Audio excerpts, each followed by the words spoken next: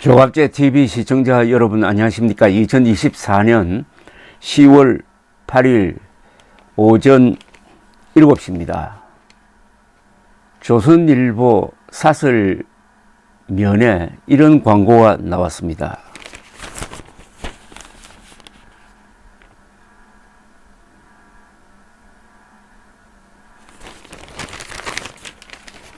국민행동본부가 낸 광고입니다. 우리나라 정통 우파 세력의 중심에서 좌파 정부와 싸웠던 국민행동본부가 낸 의견 광고의 제목이 국민을 속이고 헌법을 짓밟는 윤석열 대통령은 정말 탄핵당하고 싶은갑니다. 국민을 속이고 헌법을 짓밟는 윤석열 대통령은 정말 탄핵당하고 싶은가? 부제는 박근혜 탄핵 사유가 1이라면 윤석열 탄핵 사유는 100이다. 헌법 제10조, 제15조, 제31조, 제89조 위반이라고 썼습니다. 국민을 속이고 헌법을 짓밟는 윤석열 대통령은 정말 탄핵당하고 싶은가? 그 내용은 의료 대란입니다. 읽어드리겠습니다. 1. 대통령이 과학적 근거도 없는 2,000명이란 유령 같은 숫자에 사로잡혀 불법적으로 밀어붙이고 있는 의대 정원은 의료 대란, 의대 마비, 이공계 황폐화, 건보 재정 파탄, 두뇌 유출을 불러 김일성 남침 이후 최대 규모의 인명 손실 위기를 초래했고 날이 갈수록 악화 중인데도 불을 지른 이 정부는 불을 끄는 것도 방해한다. 윤 대통령은 권력을 남용하고 사실을 조작하여 국민을 기망하는 방법으로 대한민국 헌법이 보장하는 개인의 기본권, 생명권, 행복 추구권, 직업 선택의 자유, 그리고 대학의 자율권 등을 전면적으로 위반, 스스로 탄핵 사유를 쌓아가고 있다. 2. 2,000명 정원은 대통령이 말한 것과는 다르게 과학적 근거가 없고 의료계와 적법한 협의가 없었으며 대학별 배정도 날림으로 했다는 사실은 재판과 국회 청문회에서 확인된 바 있다. 이른바 의료개혁은 거짓에 기초했으므로 원인 무효다. 3. 그럼에도 대통령은 총선을 앞두고 국가의 최중요 정책을 국무회의 심의도 생략하고 밀어붙였다. 헌법 제89조 위반. 이에 반발한 전공의 12,000명이 사직하고 의대생 18,000명이 휴학, 의료 천국이 의료 지옥으로 변하는데도 수습을 거부하고 있다. 전공의와 의대생들이 의사 및 전문의 시험에 불응 약 6,000명의 의사 배출이 중단될 위기다. 5년간 2,000명씩 의사를 1만 명 늘린다더니 시작도 하기 전에 약 36,000명의 의사 인력을 줄이는 셈이다. 의사 정원이 아니라 의사 가문에 성공한 것이다.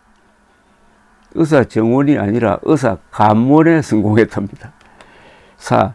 지난 총선에서 국민의힘이 참패한 것은 의료 대란에 대한 국민들의 주권적 심판이기도 했다. 윤 대통령은 그런 민의의 불복, 과격한 정원 정책을 계속 밀어붙임으로써 응급실 파행, 수술 지연, 지역 및 필수 의료 붕괴, 전문의와 교수들의 사직이 이어져 의료 천국은 의료 지옥으로 변하고 살릴 수 있는 사람들이 죽어나가고 있다. 미필적 고의에 의한 집단살인 아닌가? 5. 윤석열 정부는 자유의사로 사직한 전공의들에 대한 부당한 압박과 수사로 헌법 15조가 보장하는 직업 선택의 자유를 짓밟고 휴학한 의대생들에 대하여는 휴학 승인도 유급 처리도 못하게 대학을 압박하고 있다. 적법하게 휴학을 승인한 서울의대에 대해서는 집중감사를 실시했다. 최재형 전 감사원장은 이의 불법성을 지적하면서 교육부가 감사를 받아야 한다고 했다.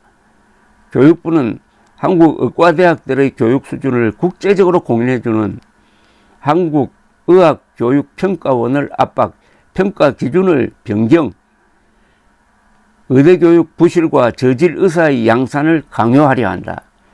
이는 정권적 차원의 채점 부정시험 획책이고 의료사고 유발 행위이다. 교육부는 지금 헌법 제31조 4항이 보호하는 대학의 자율성을 파괴하고 있다.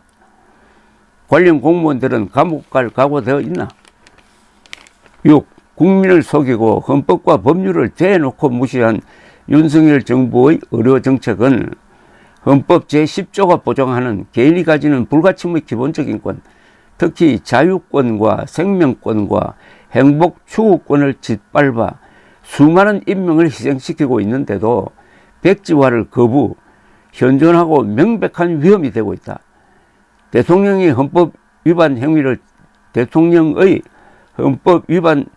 행위를 뒷받침하는 과정에서 공무원들은 직권남용죄, 공무집행방해죄 및 업무방해죄를 저지르고 있다. 7.